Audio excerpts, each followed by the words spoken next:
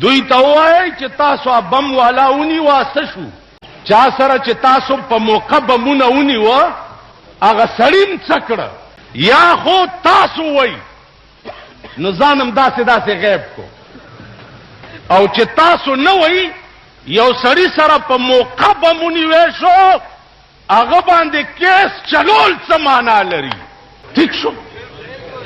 په موقع 15 کیلو بم تا په موقع ونیوه، بیا دې انفارمر ته 2 लाख روپے انعام ورکه، بیا دې د 15 کسو فوټوان ورکه چې دا 3 باجوړي دي او 2 مومندان دي، دا 15 کسه دې سکړه سره د سایکله. بیا هغه بم چې دی هغه د لارۍ په بیټرۍ کې فټ سړی په موقع په کور دی ونیوه، خو قصه خانه ته راوباسه او سرونه ته غوس کا کنه کدا څه نه ده د چې پرون د 2000 کسانو سرونه غسول په بم باندې، نو ته د دوی نه ولې سر نه پرې کې؟ دیخوا وګورئ په قرآن کې چې بم یې خو هغه مجرم څه شو؟